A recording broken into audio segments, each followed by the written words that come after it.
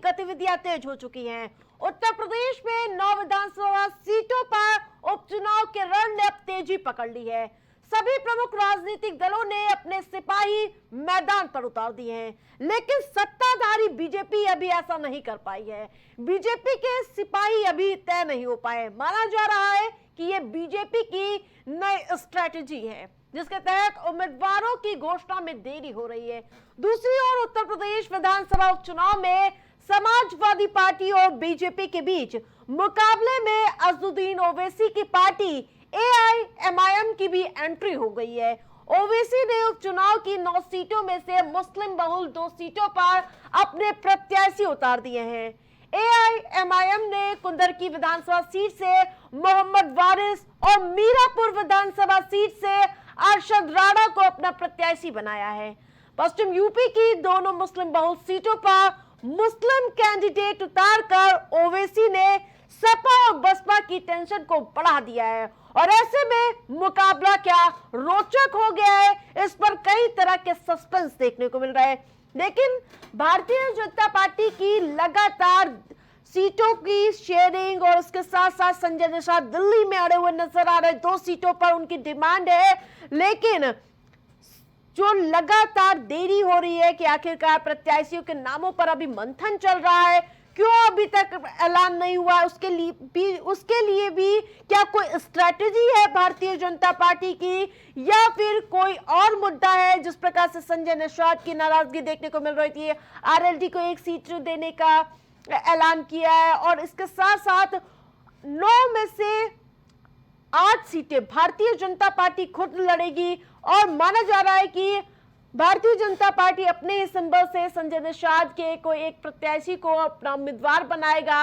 लेकिन संजय निषाद अड़े हुए नजर आ रहे हैं। और इन सब के बीच इंडी गठबंधन में भी लगातार हलचल देखने को मिली। जिस प्रकार से 9 सीटों पर समाजवादी पार्टी के यानी कि 9 में से 7 सीटों पर समाजवादी पार्टी ने अपने प्रत्याशी उतार दिया है और 2 सीटें जो कांग्रेस पार्टी को दी थी उसमें से कहीं ना कहीं नाराजगी देखने को मिली और जिसके बाद उन्होंने अपने सभी प्रत्याशियों और उसके साथ साथ कांग्रेस पार्टी ने ऐलान कर दिया कि समाजवादी पार्टी के साथ रहेगी, अपने कोई भी प्रत्याशी कांग्रेस पार्टी नहीं उतारेगी। लेकिन उसमें भी कई पेश देखने को मिले। जिस प्रकार से मझवा सीट और फूलपुर सीट को लेकर लगातार कांग्रेस पार्टी अपनी दावेदारी ठोकती हुई नजर आ रही थी, लेकिन खैर और इसके साथ साथ गाजियाबाद जो 2 सीटें दी थी उस पर कहीं ना कहीं कांग्रेस पार्टी लगातार नाराजगी जाहिर करती हुई नजर आ रही थी, क्योंकि फूलपुर और मझवा सीट पर उम्मीदवारी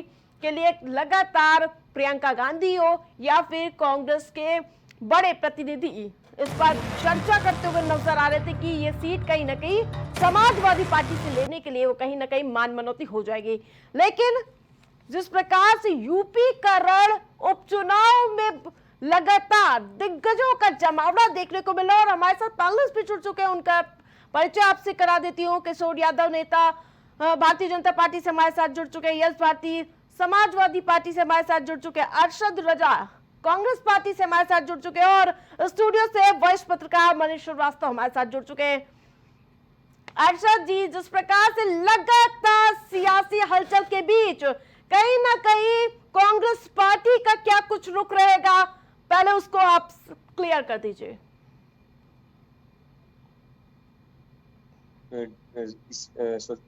साथियों को और जो भी को पैनलिस्ट जुड़ रहे हैं और जो भी सम्मानित दर्शक बंधु आपके चैनल को देख रहे हैं उनको अपना सादर प्रणाम सलाम, बिल्कुल, सत श्री अकाल, जय भीम। जो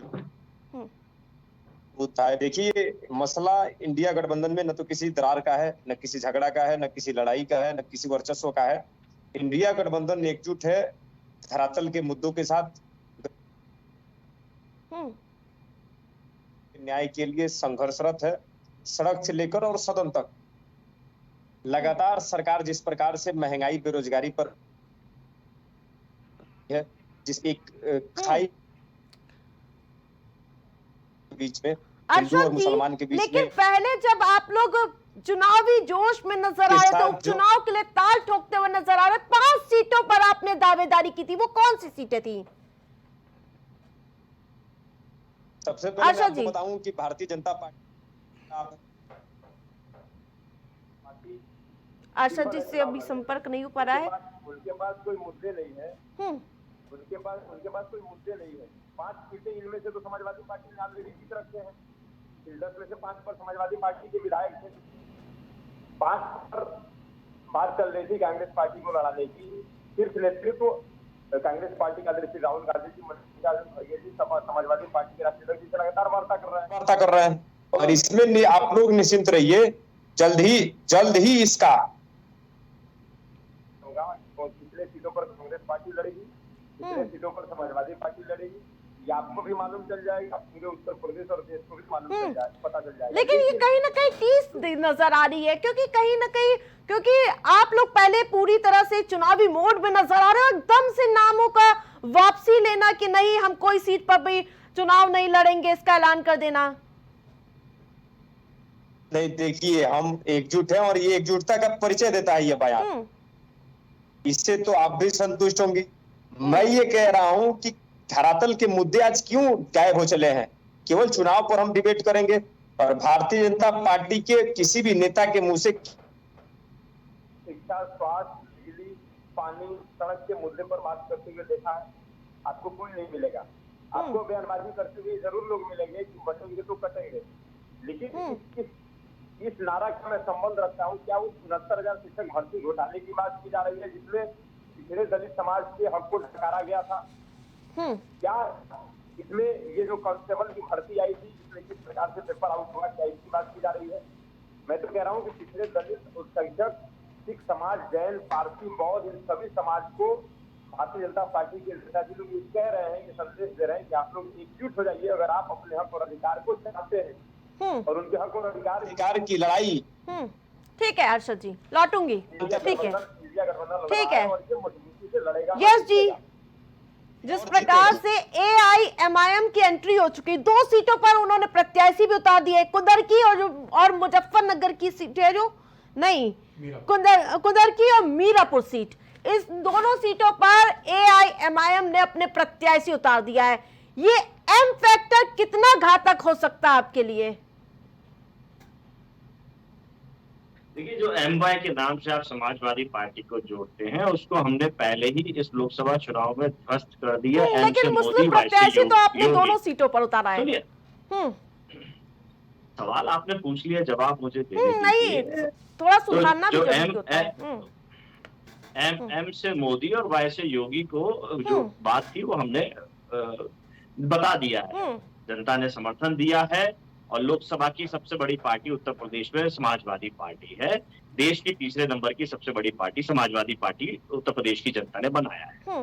इसके लिए जनता जनार्दन को धन्यवाद। लोकतंत्र है, हर पार्टी को अधिकार है, हर व्यक्ति को अधिकार है, निर्दलीय रूप में हर वोटर को अधिकार है वो वोट दे, तो जनता को बेहतर विकल्प मिले, अच्छे प्रत्याशी हो, लोकतंत्र मजबूत हो। समाजवादी पार्टी ने हमेशा ये कोशिश करी है और लोगों को जोड़ करके चुनाव लड़ने का काम किया है। आप बता रहे थे कि भारतीय जनता पार्टी की नई स्ट्रेटेजी है कि लेट जो डिक्लेयर कर रहे हैं, जबकि ये बातें पूरी तरीके से झूठ है।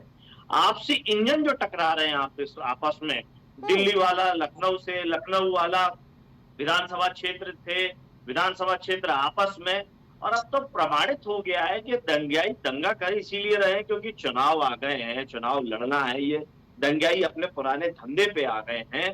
पहले इनका धंधा चंदे का था, अब ये दंगाई दंगे करने की बात करने लगे। तो जनता ने जिस चीज के लिए इनको बहुमत दिया था, जो बातें इन्होंने कही थी, जब वो डिलीवर करने की बातें आ गई, तो अब ये देने के लिए पुराने अपने तबले पे आ गए हैं। वही दंगा, वही हिंदू मुसलमान, वही पाकिस्तान, वही सब बातें, लेकिन दूर कुछ नहीं कर पा रहे।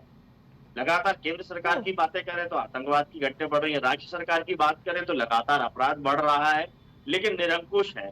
ना बेटर पुलिसिंग के लिए कोई काम कर रहा है, ना बेटर एजुकेशन के लिए कोई काम हो रहा है, ना बेटर मेडिकल फैसिलिटी के लिए कोई काम हो रहा है, ना बेटर एनवायरनमेंट के लिए कोई काम हो रहा हो, पर्यावरण के लिए कोई पौधे लगाए हों, ना बेटर रोड के लिए कोई काम हो रहा है। जो समाजवादी पार्टी ने लखनऊ आगरा एक्सप्रेस वे दिया, उससे तुलना करके, उसकी गुणवत्ता के माध्यम से तुलना करके बता दे। 5 करोड़ पौधे लगाए, लखनऊ एक्सप्रेस वे बनाया, वो तुलना कर लें। JPNIC जैसा बनाया, कैंसर अस्पताल जैसा अस्पताल बना के दिया, आजाद भारत में सबसे ज्यादा मेडिकल सीट बढ़ाने का किया।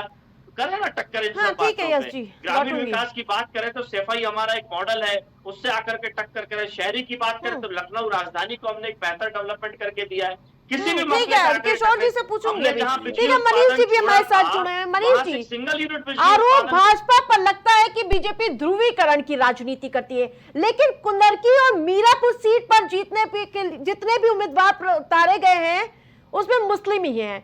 ये कौन सी राजनीति, ध्रुवीकरण की यह राजनीति नहीं हुई क्या? नहीं, ध्रुवीकरण की राजनीति आरती जी तो इस समय सभी कर रहे हैं, ठीक है, चाहे वो सपा हो, भाजपा हो, कोई भी पार्टी हो, सब मजहब और जाति की राजनीति कर रहे हैं, इसमें कोई दो राय नहीं है। और सपा के भी हम देखें तो वो जो कांग्रेस को सीट शेयरिंग में पीछे हट रही है या नहीं दे रही है सीटें, तो उसकी वजह भी यही है कि कहीं कांग्रेस उसके मुस्लिम वोट बैंक को अपने पाले में ना कर ले। ये एक दिक्कत सपा और कांग्रेस के बीच में चल रही है, जिसकी वजह से उनको जो सीटें दी जा रही हैं वो कांग्रेस जान रही है कि हम इस सीट पे कुछ खास कर नहीं पाएंगे, क्योंकि वहाँ इस तरह से वोटर है ही नहीं। तो यही वजह है कि सभी पार्टियां, अब आरोप जरूर भाजपा पे लगते हैं लेकिन कोई भी इससे अछूता नहीं है। ठीक है किशोर जी, जिस प्रकार से लगातार सियासी पारा हाई है लेकिन लिस्ट नहीं आ पा रही है आपकी तरफ से, कोई इसको लेकर लगातार सस्पेंस बरकरार है कि संजय निषाद इसकी वजह है? किशोर जी, किशोर जी, आपको हमारी आवाज मिल पा रही है? ठीक है, वापस लौटूंगी। हाँ ठीक है, जिस प्रकार से यस जी आप अभी कह रहे थे कानून व्यवस्था ठीक नहीं है, लेकिन अभी जो आगामी दिनों में जो पहले चुनाव हुए उसमें कहीं ना कहीं जनता ने बीजेपी के मॉडल पर मुहर लगाई है, उस पर क्या कहेंगे आप? बीजेपी का मॉडल है झूठ बोलना, जोर जोर से बोलना, झूठ प्रचार करना। यही तो आरोप भारतीय जनता पार्टी भी लगा रही है कि लोकसभा चुनाव में आप लोगों ने गलत नैरेटिव फैला दिया, उसकी वजह से आपकी सीटें बढ़ गई। आप सवाल पूछती है फिर जवाब नहीं देने देती है, तुरंत ही आप एकदम बात पकड़ लेती हैं। दूसरा सवाल कर लीजिएगा अगर आपको लगता है कि और एक ऐड ऑन करना चाहिए सवाल को। तो भारतीय जनता पार्टी के नेता अमित शाह जी ने लखनऊ में अपने सोशल मीडिया और आईटी सेल वालों के बीच में साफ बोला कि हमने एक झूठ परोसा श्रद्धेय नेताजी और माननीय अखिलेश यादव जी के संबंध को लेकर के, और वो झूठ इतना तेजी से फैला कि वो झूठ का हमको लाभ भी मिला। तो ये तो खुलेआम इस बात को स्वीकार करते हैं कि हम झूठ फैलाते हैं और झूठ से हमको लाभ मिलता है। लेकिन आप हमसे सवाल कर रहे हैं कि हमने झूठ फैलाया। भाई इनके फैजाबाद सीट से प्रत्याशी वो कहते हैं कि हम संविधान बदल देंगे, हम जीत के आएंगे। इनके मेरठ से प्रत्याशी वो कहते हैं अगर हमें सीट ज्यादा मिलेगी तो हम संविधान में संशोधन कर देंगे, संविधान बदल देंगे। इनके केंद्रीय मंत्री कहते हैं हम संविधान बदल देंगे, इनके अन्य सांसद कहते हैं हम संविधान बदल देंगे। तो अगर हमने वही बात दोहरा दी तो हम झूठ बोल रहे हैं कि ये झूठ बोल रहे हैं? हम तो इनकी बात को ही दोहरा रहे हैं। आरक्षण खत्म करने की बात ये लगातार कह रहे हैं, संविधान खत्म करने की बात लगातार ये बात कह रहे हैं, तो हम तो केवल उस बात को दोहरा रहे हैं। तो अगर दोहराना, लोगों को झूठ बोलना है, गलत बताना है, तो ये तो भारतीय जनता पार्टी को परिणाम मिल गया। जनता ये सब चीजें देख रही है कि झूठ कौन बोल रहा है, सच कौन बोल रहा है। हम तो इनका आईना जनता के बीच में ले जा रहे हैं और हम फिर वही बात कह रहे हैं, आइए डेवलपमेंट पे लड़िए। बेटर पुलिसिंग के लिए पुलिस हेडक्वार्टर जो हमने बना के दिया लखनऊ में, उस पुलिस के लिए कोई और अच्छा काम किया हो। 1090 डायल 100 आधुनिक हथियार, आधुनिक गाड़ियां और जो आधुनिक व्यवस्था हमने पुलिस को दी है, तुलना कीजिए। बिजली उत्पादन में अगर आपने कोई नया काम किया वो बताइए। किशोर जी से भी जवाब ले लेती हूँ। एम्स के लिए हमने 2 जमीन दी, आप एम्स किशोर क्यों नहीं बना पाए 7.5 साल में? इतनी देर किस बात की हो रही है? क्या प्रत्याशी नहीं मिल रहे? क्या विपक्ष आरोप लगा रहा है? नहीं, आपकी आवाज नहीं आ रही है। किशोर जी, प्रत्याशियों का ऐलान नहीं हो पा रहा, देरी की वजह क्या है? हमेशा बड़े पहलवान देरी से उतरते हैं। अच्छा, कब तक ऐलान हो जाएगा? अभी चुनाव जब निषाद जी इनको पटक देंगे। हमारे यहाँ डेवलपमेंट पर लड़िए ना किशोर जी। हमारे यहाँ प्रत्याशी की इतनी भीड़ है, ये हमारी पार्टी की हैसियत है कि इस पार्टी के पास इतने प्रत्याशी हैं, इतनी भीड़ है, उन सारे महारथियों में से एक प्रत्याशी को चुनने में थोड़ी दिक्कत होती है। और भारतीय जनता पार्टी में तो हर कार्यकर्ता लड़ने की औकात रखता है। इसलिए ये लोग गलतफहमी में मत रहे। हर बड़ा पहलवान आखिरी में उतरता है, छोटे पहलवानों की कुश्ती पहले की जाती है अखाड़े में। ये छोटे पहलवान उतरे हुए हैं। भारतीय जनता पार्टी के जो महारथी हैं वह चुनाव मैदान में आए हैं, वो एक साल काम नहीं करते। लोकसभा चुनाव में यही पहलवानों ने चित दी थी आपको। जी, वो लगातार 10 साल से काम कर रहे हैं। ये नहीं कि एक दिन जाएंगे क्षेत्र में चुनाव लड़ लेंगे, केवल चुनाव के लिए चुनाव लड़ने आते हैं। भारतीय जनता पार्टी पूरे 5 साल नहीं, पूरे जीवन चुनाव लड़ती है। आप देखिए, हम यहाँ पे एक तो अपने संगठन का चुनाव कराने जा रहे हैं, उपचुनाव भी लड़ रहे हैं, महाराष्ट्र का भी चुनाव लड़ रहे हैं, दिल्ली का भी चुनाव लड़ रहे हैं, उपचुनाव भी लड़ रहे हैं और संगठन का भी चुनाव करा रहे हैं। ये चुनाव ही लड़ रहे हैं ना, लड़ ही रहे हैं। देश के विकास के लिए भी तो काम होगा ना कि चुनाव ही लड़ते रहेंगे। इससे ज्यादा विकास किसने किया? अगर आप आर्थिक चल रही होंगी रोड पर 4 लेन 6 लेन ओवर ब्रिज, ये तो भारतीय जनता पार्टी की देन है। जितने भी बड़े शहरों में, आप जिस शहर में भी आप होंगी, हर जगह ओवर ब्रिज और 4 लेन 2 लेन। मैं जिस शहर में हूँ कुशीनगर में, अभी 1 हफ्ता पहले यहाँ सबसे बड़ा पुल है जो बगहा पुल, जो पूरी बिहार की पब्लिक की दवा वगैरह सब यही होती है। बाजार वहाँ के बगहा वगैरह के सब भी बाजार आपके कुशीनगर होता है। आज माननीय गडकरी जी ने बगहा पुल देख करके सबसे बड़ा पुल बन रहा है कि जो आदमी केवल 15 मिनट में वो बिहार बगहा से अरशद जी, हाँ जवाब दे दीजिए अरशद जी। बाजार कर लेगा। और 4 लेन, ठीक है, आपके कुशीनगर जो 4 लेन हाईवे ठीक है, लौटूंगी किशोर जी, उससे कुशीनगर जोड़ते हुए बिहार तक जोड़ दिया। ठीक है ये अरशद जी। विकास है भारतीय जनता पार्टी। अरशद जी, केवल भारतीय जनता पार्टी के जो नेता या प्रवक्ता महोदय हैं वो केवल ये बताएं कि क्या कुशीनगर में एक भी उद्योग धंधे लगे? क्या कुशीनगर में पिछले 2014 से केंद्र में भारतीय जनता पार्टी की सरकार है, 2017 से उत्तर प्रदेश में भारतीय जनता पार्टी की सरकार है। आवाज नहीं आ रही उधर। किशोर जी लौटूंगी आपके पास। कितने बंद चीनी मिलों को इन्होंने चालू कराया, मिलों को इन्होंने चालू कराया क्योंकि ये किसानों का संबंध यहाँ रोटी और बेटी से है। उनके जो गन्ने का संबंध है, क्योंकि यहाँ किसान गन्ने से ही अपने बेटे को उच्च शिक्षा देने में समर्थ हो पाता है और अपनी बेटी की शादी कर पाता है। क्या उस गन्ने का सही दाम ये भारतीय जनता पार्टी दे पा रही है? क्या बंद चीनी मिल को चालू कराने का वायदा करके नरेंद्र मोदी जी पडरौना की सरजमी पर आए थे 2014 में और विधानसभा होगी तब ये सब चीजें उठाइएगा। लेकिन जो आज पूरा दिन एक पोस्टर वायरल हुआ है, वो मैं अपनी पीसीआई की टीम से कहूंगी वो दिखाए पहले कि अखिलेश यादव को 27 में, यानी कि 27 में एक बार फिर से मुख्यमंत्री बनने जा रहे हैं। वो वाले पोस्टर में दिखवाना चाहूंगी अपने दर्शकों को, जो आज पूरा दिन राजनीति का केंद्र रहा है। 27 का सत्ताधीश, जिसको लेकर सियासत इतनी हाई नजर आई, जहां उपचुनाव की डगर चल रही है, उससे पहले ही 27 का सत्ताधीश मुख्यमंत्री के तौर पर अखिलेश यादव को बता दिया गया। और उस पर सियासत कितनी हुई, पहले वो बयान सुनाती हूं आपको। कि राम को हम लाए हैं, राम हमें लाएंगे, उल्टा हो गया। राम अवधेश प्रसाद को लाए हैं, जग जाहिर है। तो सपना तो उनका है, हमारा सपना नहीं है। ये आम जनता की राय है, फैसला है, अहम फैसला है।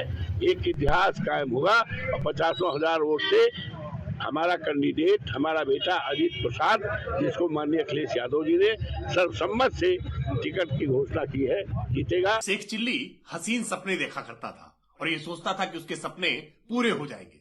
लेकिन राजनीति में शेख चिल्ली जैसे हसीन सपने देखने से सपने पूरे नहीं होते हैं, बल्कि आपको जनता की संवेदनाओं के साथ जुड़ना पड़ता है, जनता के लिए काम करना पड़ता है। केवल जाति और मजहब के समीकरण करके अपराधी और माफियाओं का साथ लेकर के चुनाव नहीं जीता जा सकता है। 2017 में भी सपने देखे थे, 19 में भी देखे थे, 22 में भी देखे थे, 24 में भी देखे थे। अभी 27 की चिंता ना करें, उत्तर प्रदेश में उपचुनाव होने वाले हैं। पहले उपचुनाव की चिंता करें, ये उपचुनाव के परिणाम ही उनके सारे सपनों को चकनाचूर कर देंगे। कैसे देखते हैं, उपचुनाव सामने है उपचुनाव में सीटों का समीकरण नहीं बैठ पा रहा, 27 में मुख्यमंत्री बता दिया जाता है। कैसे देखती है ये तस्वीरें पूरी? देखिए आरती जी, ऐसा है कि ये हमेशा से होता आ रहा है। ये समाजवादी पार्टी का 2022 में देखिए हाँ, आएंगे अखिलेश, ठीक है, आ रहे हैं अखिलेश, आ रहे हैं अखिलेश। उसके बाद नतीजा क्या हुआ? अच्छा, दिक्कत यहाँ पे ये नहीं, दिक्कत ये है कि जमीनी काम नहीं हो रहा है, जमीन पे काम नहीं है, पोस्टरबाजी, ट्विटर, सोशल हैंडल, इस पे सारे काम हो रहे हैं। सपा को समझना पड़ेगा कि अगर उनको सत्ता में वापस आना है तो उनको ज़मीन पे काम करना पड़ेगा, ज़मीन पे दिखना पड़ेगा। एक ज़माना था कि सपा के का हल्ला बोल का चर्चा हर जगह होता था मुलायम सिंह के ज़माने में, लेकिन आज सड़क से गायब है सपा। संसद विधानसभा की लड़ाई सड़कों से ही शुरू होती है, लेकिन पता नहीं क्यों उनको समझ में नहीं आ रहा है कि और नैरेटिव पे नैरेटिव खड़े, नैरेटिव से ठीक है, नैरेटिव चलते हैं, मगर नैरेटिव से इतना ज़्यादा फर्क नहीं पड़ता। सड़क पे आपको आना पड़ेगा, धरातल पे काम करना ही पड़ेगा। यस जी, सत्ताधीश जिस प्रकार से जनता चुनती है वो पब्लिक का सर्वेंट होता है। सत्ताधीश किसे कहते हैं, इसका पहले हमारे दर्शकों को इसकी परिभाषा समझा दीजिए, क्योंकि वोट की चोटी होगी तभी 27 में आएगा जो भी कोई आएगा। 27 में हम आपको बताएंगे सत्ताधीश कौन है और उसका अर्थ और मतलब भी बताएंगे। जिस तरीके से विकास माननीय अखिलेश यादव जी ने किया 5 साल की सरकार में, कि 8 साल में ये डबल इंजन ट्रिपल इंजन की सरकारें भी उसकी तुलना नहीं कर पा रही हैं, उसका मुकाबला नहीं कर पा रही हैं। हम गर्व के साथ में लगातार सवाल पूछते हैं, बिजली उत्पादन में कौन सा नया काम किया इन्होंने, सुरक्षा के लिए कौन सा बेहतर काम किया इन्होंने, शिक्षा के लिए कौन सा बेहतर काम किया इन्होंने, स्वास्थ्य के लिए कौन सा बेहतर काम किया इन्होंने, पर्यावरण के लिए कौन सा बेहतर काम किया इन्होंने, टेक्नोलॉजी में कौन सा बेहतर काम किया। आइए लड़िए ना हमसे इन सब बातों पे, हम उदाहरण देंगे ना हम हर चीज पे। बेहतर रोजगार के लिए कौन सा काम किया इन्होंने, हमसे विकास पे लड़ी, लेकिन क्योंकि उस पर लड़ाई नहीं लड़ सकते, इसीलिए दूसरी बातों को लेकर के आते हैं। अगर हमारे नेता, हमारे कार्यकर्ता मनोबल बढ़ा हुआ है क्योंकि जनता जनार्दन ने लोकसभा के चुनाव में आशीर्वाद दिया है, और अब हम कोई परसेप्शन सेट नहीं कर सकते, परसेप्शन तो सेट हो गया। दंगाइयों ने बता दिया कि हम दंगे करने लगे हैं। भारतीय जनता पार्टी के विधायक भारतीय जनता पार्टी के लोगों पे दंगे की FIR करा रहे हैं, हत्या का मुकदमा दर्ज करा रहे हैं कि हत्या की आशंकाएं हैं। अब ये दिख रहा है कि ये दंगाई अपने असली चरित्र पे, मूल मंत्र पे आ गए हैं सड़क के ऊपर। किशोर जी, भविष्यवाणी हो चुकी है, 27 में आप जा रहे हैं, क्या कहेंगे जी? क्या कहेंगे किशोर जी? हेलो। 27 का सत्ताधीश अखिलेश यादव। ये ख्याली व्यवहार है, गालिब बहुत अच्छे हैं। गाना गालिब ने की गालिब ये ख्याल अच्छा है। अभी दिल्ली बहुत दूर है, आती दिल्ली जाने के लिए वो है कि बहुत दूर है। इसमें जो है ये लोग घबराहट, कुछ ज्यादा घबरा गए। पहले उत्तर प्रदेश का उपचुनाव जीते, अभी महाराष्ट्र और दिल्ली है, यूपी तो अभी 27 में है, अभी 24 चल रहा है, अभी बहुत दिन बाकी है। और भारतीय जनता पार्टी 2022 में ही 27 का चुनाव लड़ना शुरू कर दी। ये लोग चुनाव में जाते हैं, भारतीय जनता पार्टी पूरे अपने विकास के कार्यों पर, जनता की सुरक्षा के, सुशासन के नाम पर उत्तर प्रदेश नहीं पूरे हिंदुस्तान में चुनाव सुशासन के लिए क्या किया आपने? भारतीय जनता पार्टी, मैं कहा ना कि बूथ से लेके और राष्ट्रीय अध्यक्ष तक ये 5 साल क्षेत्रों में रहते हैं। 5 साल अपने जो सरकार के कार्य होते हैं उन कार्यों की अपने क्षेत्र में जनता को बताते हैं, उस जनता के बीच रहते हैं। हमारे सारे विधायक सांसद आप देख लेंगे, वो अपने विकास कार्यों की समीक्षा अपने स्वयं करते हैं और उन क्षेत्रों में जाकर उनके बीच में रहकर उनकी आवश्यकता के अनुसार उनका विकास होता है। और जो केंद्र सरकार है, आज देखिए हमारे यहाँ मेडिकल कॉलेज शुरू हो गया। अब तक कोई सोचा नहीं था कि कुशीनगर जनपद में मेडिकल कॉलेज भी होगा। हर जिले में, देवरिया ठीक है। में मेडिकल कॉलेज, ठीक है किशोर जी, गोरखपुर मेडिकल कॉलेज, ठीक है अर्षद जी, सिद्धार्थनगर मेडिकल कॉलेज, जवाब दीजिए। Maharajganj medical college. ठीक है। आप बताइए, कोई सोचा था एम्स के लिए हमारे यहाँ ठीक है। इस समय एक साथ करीब 20 किशोर लोगों जी का लौटूंगी। जी देखिए, लौटूंगी। सबसे पहले मैं आपको बता दूं कि बिना इंटरप्टेड के मुझे केवल 1 मिनट दीजिए। आज उत्तर प्रदेश का जो हालात है वो किसी से छुपा हुआ नहीं है। भारतीय जनता पार्टी सांप्रदायिक सौहार्द को बिगाड़ने के लिए लगातार प्रयासरत है, आपसी ताने बाने को समाप्त कर देना चाहती है। कोई भी भारतीय जनता पार्टी के बड़े नेता के मुंह से किसी भी मंच से आप न तो शिक्षा की बात सुनेंगी, न रोजगार की बात सुनेंगी, न औद्योगिक क्षेत्र में किसी कंपनी को लगाने की, इंडस्ट्री लगाने की बात सुनेंगी, न बेहतर शिक्षा, स्वास्थ्य, न ही जो लचर व्यवस्थाएं स्वास्थ्य की हो गई है उस पर बात सुनेंगी, नहीं आप बेहतर शिक्षा करने की पर बात सुनेंगी। इनके मुंह से केवल नफरती बयानबाजी निकलेगा, जो ये चाहते हैं कि इस पूरे प्रदेश और देश में बांटो और राज करो की नीति लागू कर दी जाए, जो एक जमाने में अंग्रेज किया करते थे। मैं ये कह रहा हूं कि केवल सत्ता में आना, चुनाव लड़ना राजनीतिक पार्टियों का मकसद नहीं होता है। राजनीतिक पार्टियों का मकसद ये होता है कि आप उसके माध्यम से गरीबों, मजदूरों, मजलूमों, शोषितों, वंचितों, दलितों, पीड़ितों के लिए, उनके न्याय के लिए, उनके हक और अधिकार के लिए कौन लड़ेगा आप सर नीति और ये नियत न्याय लाएं, के लिए और जनता एक के नीति लिए? बनाएं। क्योंकि आप लोग तो आपस में ही लड़ रहे हैं। कौन आपस में लड़ रहा है? जिस प्रकार से अभी ये सीटों लोकसभा को के लेकर चुनाव नैरेटिव लगातार 2024 जनता तक फैल रहा है, क्योंकि 2024 आप में ही लगातार ने खींचतान प्रत्याशी देखने को घोषित मिल कर रही है। दिया। मैं ये कह रहा हूं कि कोई जिस फैसला प्रकार नहीं से है। प्रत्याशी घोषित मुस्लिम कर वोट दिया। बैंक की लोकसभा कांग्रेस के में चुनाव जाने के में डर जैसे था ही क्या? भारतीय जनता जो पार्टी करारी हार सीटें को मांग गई थी कांग्रेस पार्टी नहीं उत्तर दिया। प्रदेश में देखा है, झेला है, बिल्कुल आरती जी, उससे एकदम उबर नहीं पा रही सही है। बात यही है कि आशा जी लौटूंगी। भारतीय लोकसभा जनता चुनाव पार्टी में- हारने के बाद लोकसभा का लोकसभा चुनाव चुनाव उससे में उबर जिस नहीं पा रही तरीके है। से सच्चाई यही है। कांग्रेस और सपा का गठबंधन हुआ और उसके बाद सपा को 37 और कांग्रेस को 6 सीटें मिली, तो उसके बाद ये एक खतरा लगातार इनको लग रहा है सपा समाजवादी पार्टी को कि कहीं मुस्लिम वोट बैंक हमसे छिटक के कांग्रेस की तरफ ना चला जाए और 2027 में ये मुमकिन हो सकता है।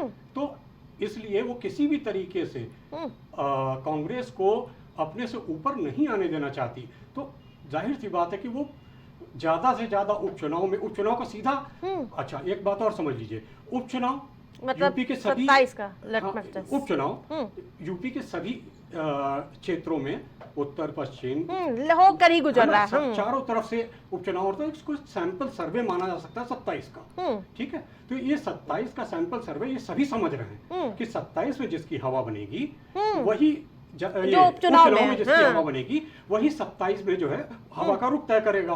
अब अभी आज ये गठबंधन में इसलिए इतनी ज्यादा जद्दोजहद हो रही है सीटों के लिए कि अभी जो जितना ज्यादा जीतेगा और जितना ज्यादा शेयर करेगा उसी हिसाब से वो आगे 2027 में अपनी भागीदारी मांगेगा, अपनी हिस्सेदारी मांगेगा। यही वजह है, चाहे वो भाजपा एनडीए में हो और चाहे इंडिया गठबंधन में हो, दोनों में जो सीट शेयरिंग पे इस समय जो चल रहा है वो इसी वजह से चल रहा है। अर्षद जी कितना सच्चाई है इन खबरों पर? हाँ बिल्कुल। देखिए, मैं आपको बता दूं कि इंडिया गठबंधन में तो न्याय की बात हो रही है ना, सीट शेयरिंग की बात हो रही है ना। वहां पर एक संजय निषाद जी हैं, निषाद समाज से आते हैं, निषाद पार्टी के राष्ट्रीय अध्यक्ष हैं, अनुप्रिया पटेल जी हैं, ओम प्रकाश राजभर जी हैं, ये लोग पिछड़े समाज से आते हैं।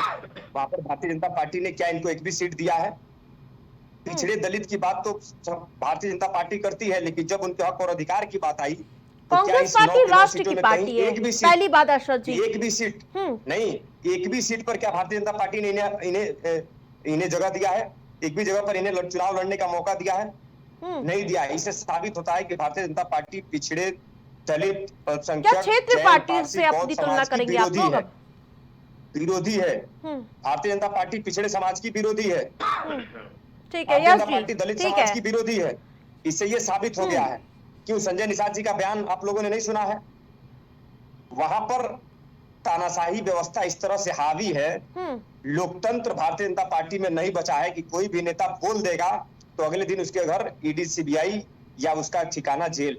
जिस प्रकार विपक्ष पर लगातार हमले हुए ईडी सीबीआई और मुकदमे का, वही इन पर भी शुरू हो जाएगा। इसलिए ये सारे पिछड़े और दलित समाज के नेता वहां पर चुप्पी साध करके बैठे हैं और सही समय का इंतजार कर रहे हैं। 2027 का चुनाव आने दीजिए, कितने ठीक है। भारतीय जनता पार्टी के ठीक नेता है, लोग 27 भी आने ताला वाला है। बदलेंगे, ये ठीक है। पूरा वक्त बताएगा। यश जी, क्या उपचुनाव से आगामी विधानसभा चुनाव में गठबंधन में सीटों की हिस्सेदारी तय होगी?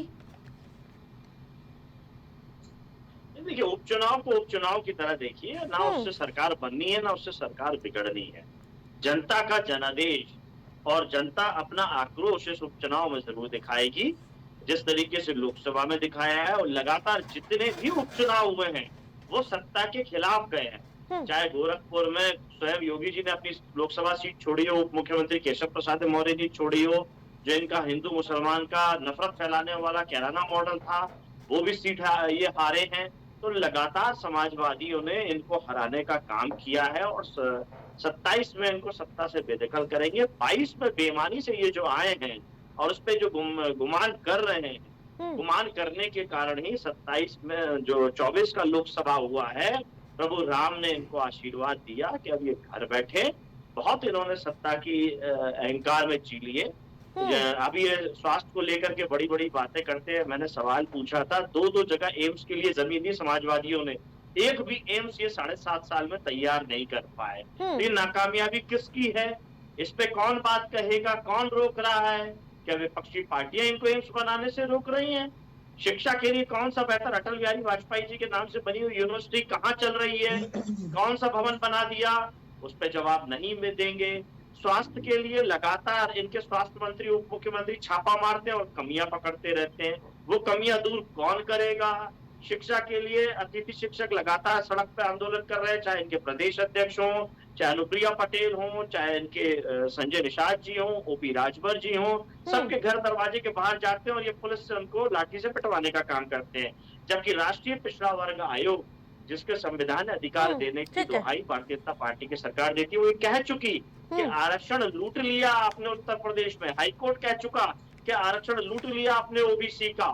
तो तमाम ऐसी चीजें हैं, संविधान, आरक्षण, लोकतंत्र, शिक्षा, स्वास्थ्य, रोजगार, बेरोजगार, राशन और खाना, सब चीजें इन्होंने लूट ली है। जितनी भी ये योजना किशोर जी जवाब दे दीजिए। उस पर सफलता बता दें, नोटबंदी की सफलता बता देंगे, जीएसटी की सफलता बता देंगे। ठीक है, 30 सेकंड दीजिएगा मुझे। बिल्कुल जवाब दीजिए। 30 सेकंड। थोड़ा सा ब्रीफ कर दीजिए, आवाज नहीं सुनाई। किशोर जी आ रही है आपकी आवाज। किशोर जी बोलिए। हेलो। हाँ किशोर जी बोलिए। तो इन लोग की आवाज नहीं सुनाई दी हमें, इसकी दंगाई वाली पार्टी क्या उपचुनाव जीतेगी? देखिए ऐसा है यार, इन लोगों का अभी आपस में ही लड़ ले पहले। आज देखिए आपने कि वहाँ पल्लवी पटेल जी ने और वैसी साहब और वो चंद्रशेखर रावण जी ने प्रत्याशी घोषित कर दिया। पल्लवी पटेल इन्हीं के खेमे की हैं। ये सब लोग, उधर कांग्रेस नाराज बैठी है। पहले आपस में लड़े तब ही लोग भारतीय जनता पार्टी से लड़ेंगे। अरे आप अपनी बात भारतीय जनता पार्टी में बताया संजय निषाद जी को सीट दे रहे हैं, चुनाव लड़ रही है। उत्तर प्रदेश का 27 में ये लड़ रहे हैं। हम तो 22 से नहीं, हमारा और उपचुनाव को हमारे लिए एक आम बात है कि हमने लड़ा दिया प्रत्याशी के चुनाव घोषणा कर दिया, हम लड़ेंगे उसी तरह जैसे 27 लड़ेंगे, उपचुनाव लड़ेंगे। हमारे लिए चुनाव कोई क्या कहेंगे? तो 5 साल पूछ रहे हैं, विधायक जी अपने करीबी पर ही एफआईआर दर्ज करवा देते हैं। किसी की भी सगी पार्टी नहीं है भारतीय जनता पार्टी। उस मुद्दे पे हमारे बड़े जो प्रवक्ता है अपना जवाब, अपनी बात को रख चुके हैं। हम उस मुद्दे को, उस सेंसिटिव मुद्दे को हम इस नजरिए से देखते हैं कि प्रशासन अपनी कार्रवाई सही कर रहा है। मुद्दा है और वो भी योगी राज में प्रशासन कितना चुस्त और दुरुस्त है। निश्चित तौर पर वहाँ कार्रवाई होगी और सही कार्रवाई होगी, कानून के दायरे में कार्रवाई होगी और जो दोषी होगा उसे कड़ी से कड़ी सजा दी जाएगी। मनीष जी, जिस प्रकार से आप कैसे देखते हैं कि बहराइच हिंसा होती है, उस पर भी कई तरह से लगातार राजनीतिक बयानबाजी होती है, क्या चुनाव पर उसका कोई असर होने वाला है? कोई आसपास की सीटें? हम राजनीतिक बयानबाजी नहीं कर रहा, इसीलिए मैं कहा ना कि भारतीय जनता पार्टी ने अपनी बात को स्पष्ट कर दिया है। इस प्रदेश के यशस्वी मुख्यमंत्री ने वहाँ पे डीएम और एसपी को आवश्यक निर्देश दे दिया है। हाँ, सबने कार्रवाई वहाँ देखी। पे ठीक फोर्स है किशोर जी, मनीष जी जी अपने हिसाब से काम कर रही है, उसमें कोई दखल नहीं होना चाहिए। जहाँ तक बहराइच दंगे का सवाल है, तो बहराइच दंगे से हाँ ये तो है कि एक ध्रुवीकरण का जो है मामला तो चला है और इसमें कोई दो राय नहीं, वो चला है, ठीक है। लेकिन जैसा कि हमारे सपा के मित्र कह रहे हैं कि विधायक ने एफआईआर, तो कम से कम विधायक में इतनी ईमानदारी तो है, आपको उसको अप्रिशिएट करना चाहिए कि विधायक ने अपने लोगों के खिलाफ एफआईआर लिखाई, जो सही था उसको सामने लाया। आ रही हूँ, बिल्कुल। तो कम से कम इतना तो उसको अप्रिशिएट करना चाहिए। खतरा बताया, मेरे बच्चे को मार डालते हैं, अपनी बचाव में कौन नहीं उतरता, क्या तारीफ कर दें इसमें। अगर आपकी जान को खतरा होगा तो आप एफआईआर कराएंगे। वो बता रहे हैं विधायक होते हुए कि मेरे दंगे करके मेरे बच्चे को और मुझे मारने की बात थी जी। लेकिन फिर भी कई बार इसमें कौन सी साफ बात की तारीफ की जाए। जी, कई बार हम लोग ये देखते हैं कि और देखते आए हैं कि चीजों को इस तरह से पब्लिक प्लेटफॉर्म पे नहीं लाया जाता है, चीजों को समझा दिया जाता है, अंदर ही अंदर पार्टी उसको खत्म करने का प्रयास किया जाता है। लेकिन जिस तरह से ये मुखर होके आए, बाकायदा उसकी कानूनी कार्रवाई की, तो इसको तो अप्रिशिएट करना चाहिए आपको। सर मैं पुनः वही बात कर रहा हूँ, आदमी की जान पे बनाई, वो अपनी बात कहेगा क्या नहीं कहेगा। विधायक के पुत्र की हत्या, विधायक की हत्या करने की साजिश थी दंगे के बहाने, पुलिस के ऊपर हमला था दंगे के बहाने, आरोप है। ये लोग कुछ नहीं कर सकते। वो तो अरशद जी बहुत वो इस बात पर कुछ प्रतिक्रिया देना चाहते हैं। अरशद जी देखिए, मैं सबसे पहले आपको बता दूं, दो मुद्दे की आवाजें मेरे तक नहीं आती, तो मैं जवाब देता हूं, आवाज नहीं आ रही।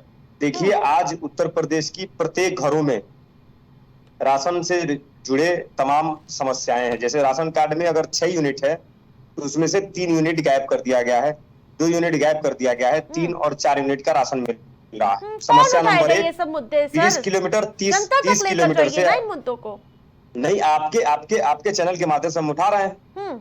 हम जनता को लेकर तहसीलों में जाते हैं, लेकिन ये कार्य नहीं हो पाते हैं। मैं इसलिए उठा रहा हूं इस मुद्दे को कि ताकि कोई संबंधित अधिकारी आपके चैनल के माध्यम से सुने और इस पर सक्रिय हो। देखिए, राशन कार्ड की समस्या है, ना तो राशन कार्ड बन रही है और ना ही यूनिट जुड़ रहा है। धड़ल्ले से यूनिट काटे जा रहे हैं, लोग परेशान हैं। लोग तहसीलों का 30-30 किलोमीटर 20-20 किलोमीटर से चक्करे लगा रहे हैं, लेकिन वहां ना तो कोई अधिकारी सुन रहा है, ना कोई कर्मचारी सुन रहा है। दूसरी चीज, आयुष्मान कार्ड योजना की बात भारतीय जनता पार्टी करती है और भारतीय जनता पार्टी के नेता नारा देते हैं, हम दो हमारे दो। और राशन कार्ड का लाभ देने के लिए जो पैमाना सेट करते हैं, आयुष्मान कार्ड का लाभ देने के लिए जो पैमाना सेट करते हैं, राशन कार्ड में 6 यूनिट होना मैंडेटरी है। आप बताइए, ये कैसी बेईमानी है उत्तर प्रदेश की जनता के साथ कि एक तरफ आप हम दो हमारे दो की बात कर रहे हैं और एक तरफ आयुष्मान कार्ड योजना के लाभ देने के लिए आप राशन कार्ड में 6 यूनिट चाहते हैं। ये है भारतीय जनता पार्टी की सोची समझी साजिश कि अगर 4 सदस्यीय कोई गरीब परिवार है, 3 सदस्यीय कोई गरीब परिवार है, 5 सदस्यीय कोई गरीब परिवार है, तो उसको आयुष्मान कार्ड का लाभ भारतीय जनता पार्टी नहीं देगी। ये तो जग जाहिर है ना। अब आ रहा हूं मैं बहराइच पर। इन सभी मुद्दों पर उत्तर प्रदेश की जनता इस बार अपने घरों से निकलेगी और इस करारा वोट देगी और भारतीय जनता पार्टी को निश्चित तौर पर उपचुनाव में आईना दिखाने का काम करेगी। बहराइच के मामले में मैं केवल 2-3 बातें कहूंगा कि दंगा कहीं भी नहीं होना चाहिए। अहिंसा का जगह इस उत्तर प्रदेश और भारत में नहीं है, मैं इसकी कड़ी मजम्मत करता हूं। लेकिन भारतीय जनता पार्टी के विधायक माननीय सुरेश्वर सिंह जी का जो बयान है वो कहीं ना कहीं दिल दहलाने वाला है, सोचनी है, उस पर गंभीरता से विचार किया जाना चाहिए। उनका जो एफआईआर उन्होंने लिखाया है उसमें सीधे दंगा, पथराव, इन सब चीजों के संदिग्ध धाराओं में मुकदमे दर्ज हैं। आप सोचिए कि भारतीय जनता पार्टी के युवा मोर्चा के नगर अध्यक्ष और उनके साथ भारतीय जनता पार्टी के 8 लोगों पर मुकदमे दर्ज किए गए हैं और सीधे सीधे विधायक माननीय सुरेश्वर सिंह जी ने ये आरोप उन पर लगाया है। ये जैसे ही मौके पर पहुंचे, ये माननीय विधायक जी का बयान है, ये मौके पर पहुंचे तो मौके पर इन पर ही प्रहार हो गया, इनके बेटे पर प्रहार हो गया। सोचिए। ठीक है, बहराइच हिंसा पर लगातार वोट की चोट आप पर पड़ने वाली उपचुनाव में इस बार। 20 सेकंड दीजिएगा एंकर महोदय, 20 सेकंड बस, 20 सेकंड में मैं अपनी बात पूरी कर दूंगा। ठीक है, बोलिए।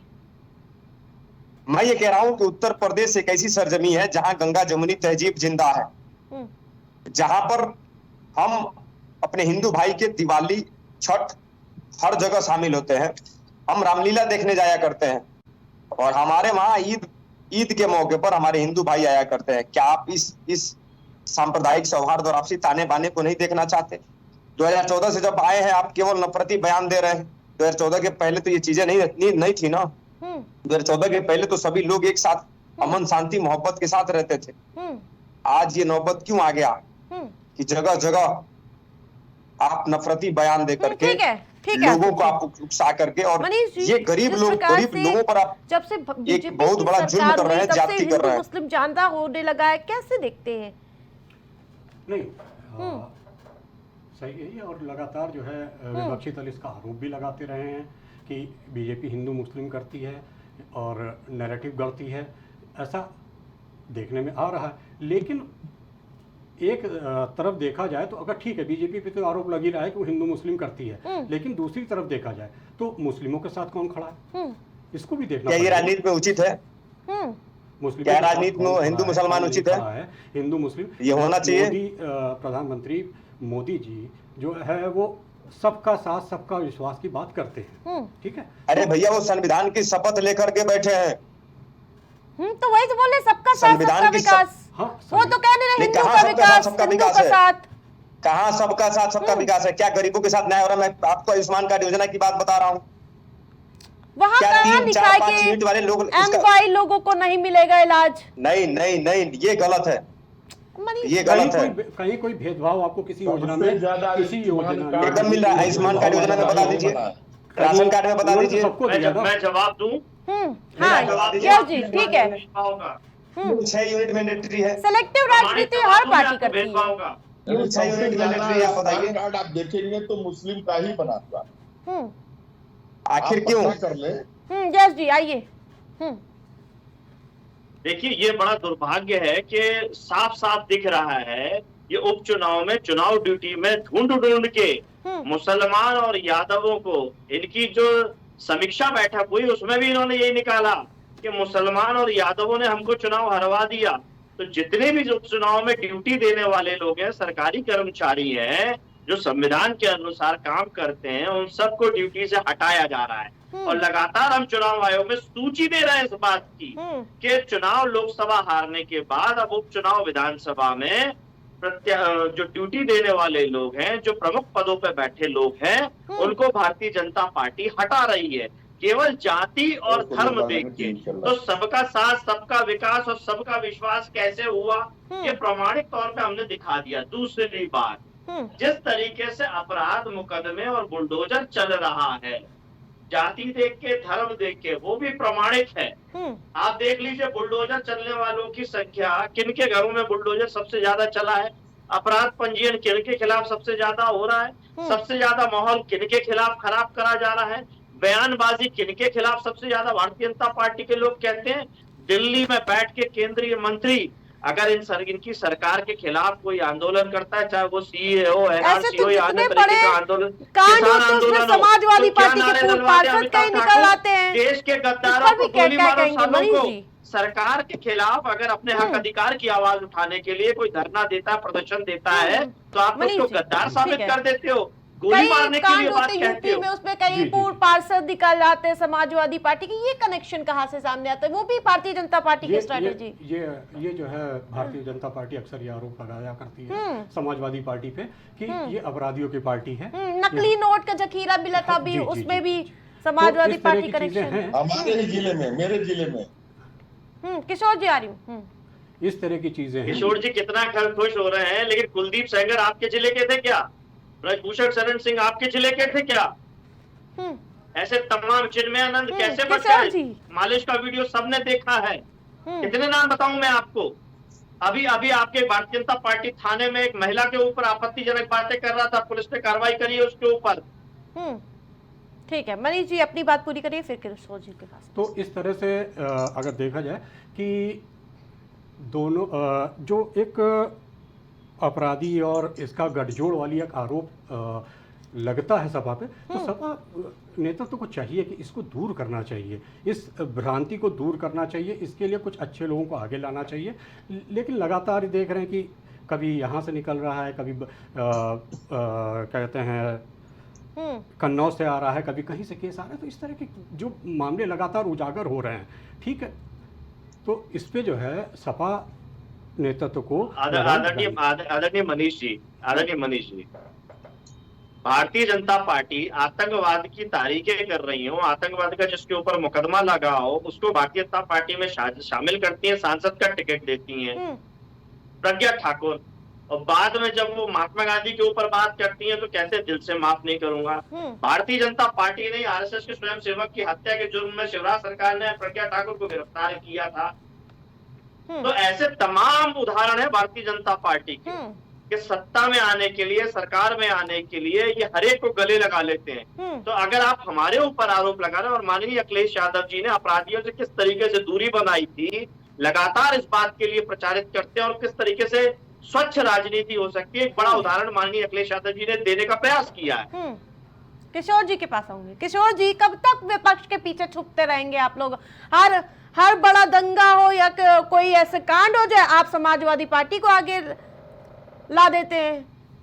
प्रशासन और प्रशासन आपका है, जिम्मेदारी आपकी है।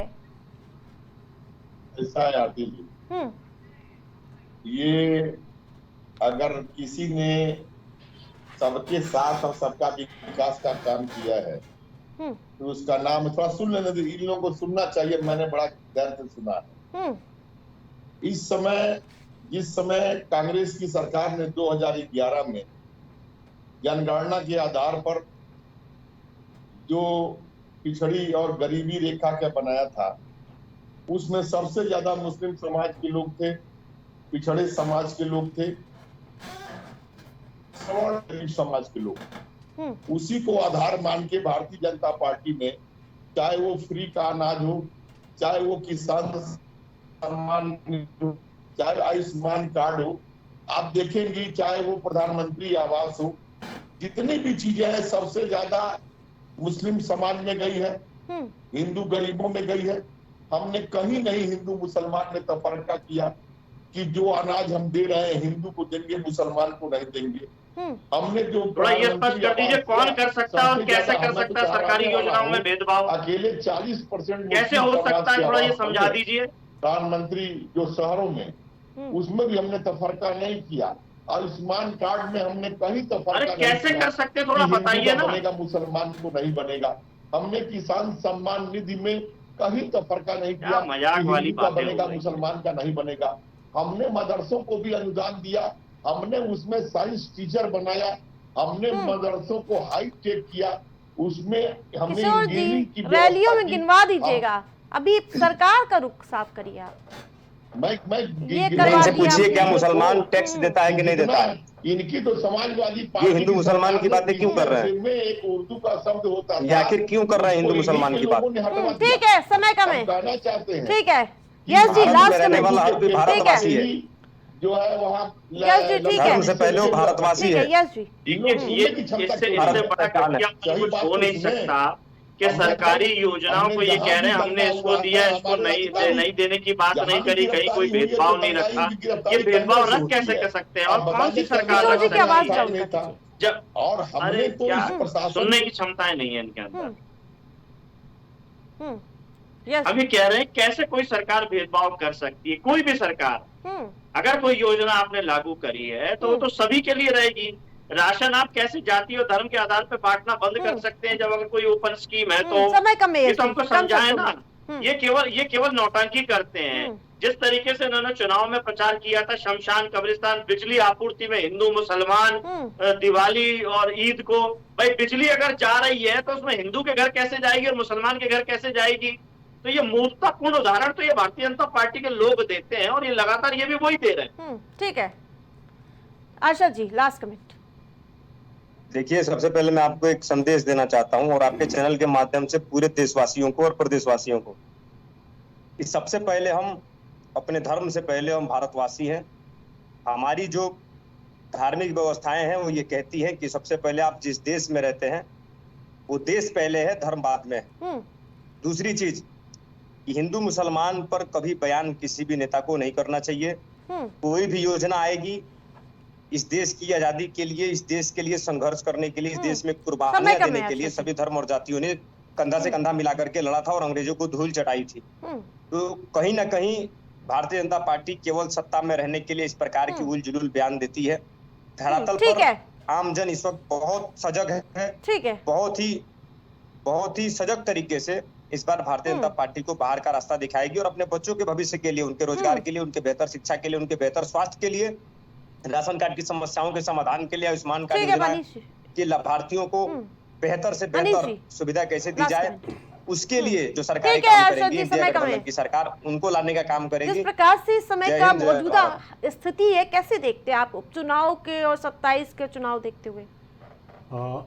जी आरती जी, उपचुनाव ही यह है 27 का चुनाव डिसाइड करेगा। मैं बार बार ये कह रहा हूँ कि उपचुनाव की हार जीत ही ये तय करेगी कि प्रदेश में हवा किसकी बन रही है और माहौल क्या चल रहा है। ठीक है, तो इसीलिए सारी पार्टियां लगी हुई हैं इसको करने में। उसमें अब आपको हर तरह के कार्ड मिलेंगे, उसमें जातिवाद भी मिलेगा, उसमें मजहब भी मिलेगा, हर तरह की चीज़ मिलेगी। कोई दल इससे अछूता नहीं है, मैं बार बार कह रहा हूँ, कोई दल इससे अछूता नहीं है और सभी इस तरह के काम कर रहे हैं। तो अब इन सबको इससे ऊपर उठ के वाकई जनता के मूल मुद्दे जो हैं कहीं खो से गए हैं। ठीक है, आप सभी पैनलिस्ट का हमारे साथ जुड़ने के लिए बहुत बहुत धन्यवाद। जिस प्रकार से उपचुनाव के रण को लेकर लगातार सियासत चरम पर नजर आ रही है, उपचुनाव का दंगल छिड़ चुका है और अब लगातार प्रत्याशियों के नामों का ऐलान भी होता हुआ नजर आ रहा है, लेकिन सभी को बीजेपी के प्रत्याशियों के ऐलान की लिस्ट, यानी जो प्रत्याशियों की लिस्ट आनी बाकी है, उसका इंतजार है। प्राइम टीवी में मेरे साथ फिलहाल इतना ही। देखते रहिए प्राइम टीवी।